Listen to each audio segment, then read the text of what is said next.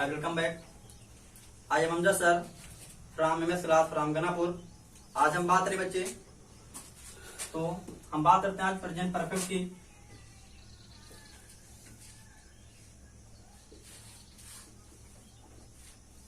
और simple past की।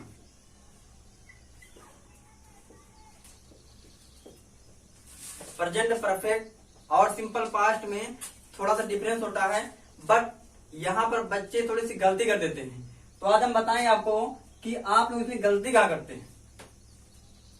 जैसे प्रेजेंट परफेक्ट की पहचान होती है कि चुका है, चुकी है, चुके हैं, या है, ई है, ये हैं। उसी तरह से सिंपल पास्ट में भी या, ई, ये सब आते हैं। तो थोड़ा बच्चे इसमें कंफ्यूज हो जाते हैं कि कौन प्रेजेंट परफेक्ट का है और कौन सिंपल पास्ट का है। तो आज हम बात करते हैं कि दोनों में गलतियां कहाँ होती हैं। जैसे में वाक्य लिखते हैं कि मेरा भाई कल दिल्ली गया है। मेरा भाई कल दिल्ली गया है। तो ध्यान देना, अगर हम लास्ट से लेंगे तो कहां जाएगा? प्रेजेंट परफेक्ट में। बट ध्यान देना, अगर मेरे वाक्य में कोई भी सेंटेंस होगा, छोटा होगा, बड़ा होगा, अगर उसमें टाइम लेसेज है अर्थात टाइम कंडीशन है, तो हम उस टाइम के हिसाब से वाक्य को सॉल्व करेंगे। ध्यान देना, मेरा भाई कल दिल्ली गया है। मेरा भाई कल दिल्ली गया है, तो हमारे इस वर्ड से मालूम होता है कि मेरा वाक्य किसी पास्ट का है। किसका है? पास्ट का है। तो जब हम इसे ले लेंगे तो मेरा वाक्य चला जाएगा पास्ट इंडिफिनिट, सिंपल पास्ट में जाएगा बेटा। तो जब हमको मालूम हो गया कि सिंपल पास्ट का है, तो हम सिंपल पास्ट सही करेंगे। ठीक है ना? तो कुछ बच्चे गलती करेंगे यहाँ पर, जैसे मान करेंगे कि my brother has gone to Delhi yesterday. My brother has gone to Delhi yesterday.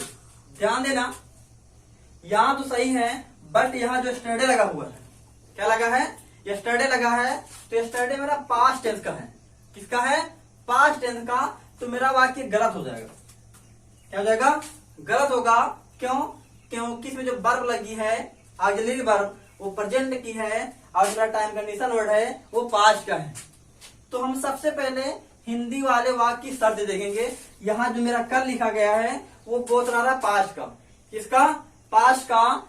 तो जब इसे हम सॉल्व करेंगे तो सिंपल पास्ट का नियम होता है बेटा, सब्जेक्ट बी टू और अदर वर्ड। तो हो जाएगा सही ये कि my brother went to Delhi yesterday. तो मेरा वाक्य सही होगा। अर्थात अगर मेरे वाक्य में कोई समय दिया गया है तो हम उसको ध्यान से देंगे। चलिए देखते हैं इसमें कि हम कैसे पहचानते हैं वाक्य को कि कौन सिंपल पास्ट में है और कौन प्रेजेंट परफेक्ट में है। चलिए देखते हैं, हम इधर करते हैं प्रेजेंट परफेक्ट और इधर करते हैं सिंपल पास्ट। सिंपल पास्ट और इन बेटा इन दोनों टेंसों में हमेशा फिनिश्ड एक्शन होता है। क्या होता है? Finished action. परफेक्ट में भी और सिंपल पास्ट में भी। यहां भी होगा फिनिश्ड एक्शन। ठीक ना? उसके बाद में जो मेरा सिंपल पास्ट है, क्या है? सिंपल पास्ट है। इसमें भी काम समाप्त होगा, यहां भी काम समाप्त होगा। लेकिन इसके बाद में हम देखते हैं मेरा इसमें स्ट्रक्चर क्या होता है। तो उससे पहले होगा कि इम्पैक्ट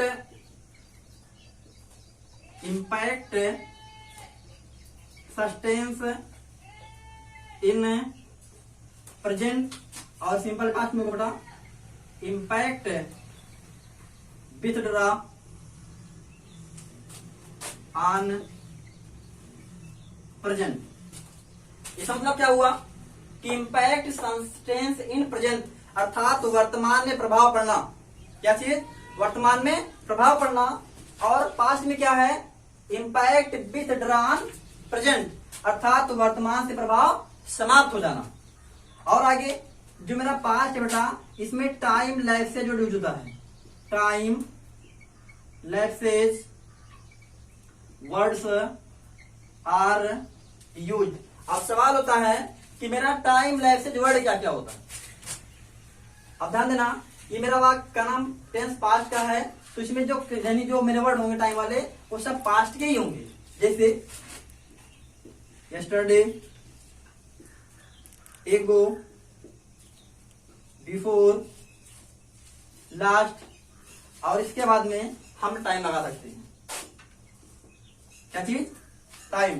जैसे before time, last time, before night, last night, last. इस तरह से इसमें क्या होगा कि time lapses words are not use. और प्रेजेंट में कोई भी टाइम लैप्सेज वर्ड प्रयोग नहीं होता है। अर्थात हमारा अगर प्रेजेंट परफेक्ट का वाक्य होगा तो उसमें हमारा कोई भी समय का वर्ड नहीं यूज होता है। जितना भी यूज होगा वो किस में होगा? पास्ट इंडेफिनिट में। जैसे हम आगे लिखें कि मैंने 1 मिनट पहले खाना खाया है। मैंने 1 मिनट पहले खाना खाया है, ठीक ना? तो ध्यान देना, यहां तो प्रेजेंट का बता रहा है, बट यहां क्या है? ये क्या बेटा? टाइम लैप्सेज वर्ड है। तो अगर मेरे किसी भी सेंटेंस में अगर टाइम लैप्सेज वर्ड है तो मेरा पास्ट में ही जाएगा। कहा जाएगा? पास्ट में। तो इसका अनुवाद होगा बेटा, I ate the food before 1 minute, before 1 minute या 1 मिनट बिफोर। अब ध्यान देंगे हम कि हमारे इन दोनों सेंटेंसों में मेरा स्ट्रक्चर क्या क्या निकलता है। क्या चीज? स्ट्रक्चर। तो बेटा जो मेरा प्रेजेंट परफेक्ट का है इसमें वर्ब लगेगी और इसमें वर्ब नहीं लगती। आइए देखते हैं हम। इसमें होगा सब्जेक्ट, उसके बाद हैज या हैव लगेगा, फिर वर्ब की थर्ड फॉर्म, उसके बाद अदर वर्ड। और सिंपल पास्ट में क्या है? सब्जेक्ट होगा बी टू और अदर वर्ड। क्या चीज? इसमें है प्रेजेंट में सब्जेक्ट, हैज या हैव, वर्ब की थर्ड फॉर्म, अदर वर्ड। और सिंपल पास्ट में है सब्जेक्ट, वर्ब की सेकंड फॉर्म और अदर वर्ड। हम दोनों वाक्य लिखते हैं और सॉल्व करते हैं। जैसे हम लिखें कि मैं खाना खा चुका हूं। मैं खाना खा चुका हूं। मैंने 1 सप्ताह पहले